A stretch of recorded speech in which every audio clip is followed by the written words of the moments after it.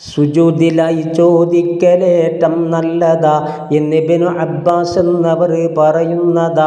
ആദാബിതിൽ മൂന്നാമതായി വേണ്ടുന്നതാ ഖിബലക്ക് നേരെ ഇരിക്കണം എന്നുള്ളതാ. ഒറ്റയ്ക്കിരുന്ന് ദുആ ഇരുന്നാലാണിത് ഇമാം വല ഭാഗം തിരിഞ്ഞാ വേണ്ടത്. ഇതുപോലെ തന്നെ നബിയുനാ ചെയ്യുന്നതായി ജാബിർ റിവായത്തുണ്ടടോ താൻ കണ്ടതായി.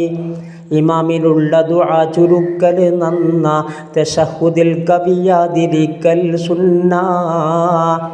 അൽബറകത്ത് എന്നറ നോക്ക് നീ 362 നിന്നെടുത്തിത് തൂറ്റി. പ്രാർത്ഥിക്കുവാൻ ഇരു കയ്യുയർത്തൽ സുന്ന തെളിവും സുയൂത്തിയാൽ തരുന്നത് തന്ന.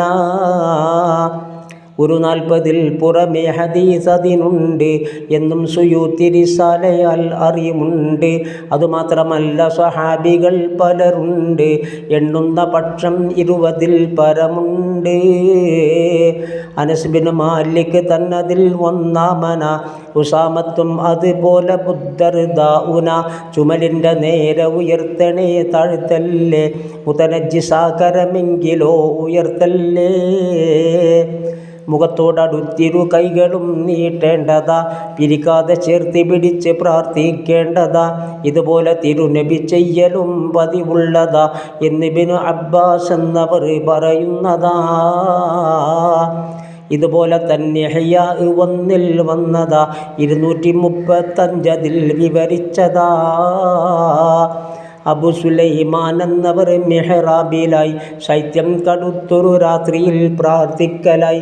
ഒരു കൈ ജഡത്തിലമർത്തി മറുകൈ നീട്ടലായി. പ്രാർത്ഥന തുടർന്നിടയിൽ തനിക്കു മയക്കമായി. അബു സുലൈമാൻ എന്ന വിളിയും കേൾക്കലായി. കാണിച്ച കയ്യിൽ തന്ന് എന്നുണർത്തുന്നതായി. മറുകൈയിടൻ കൊണ്ടും നീ സുആൽ ചെയ്തെങ്കിലും നിറക്കുന്നതാണുടൻ തന്നെ ഞാൻ ആ കയ്യിലും.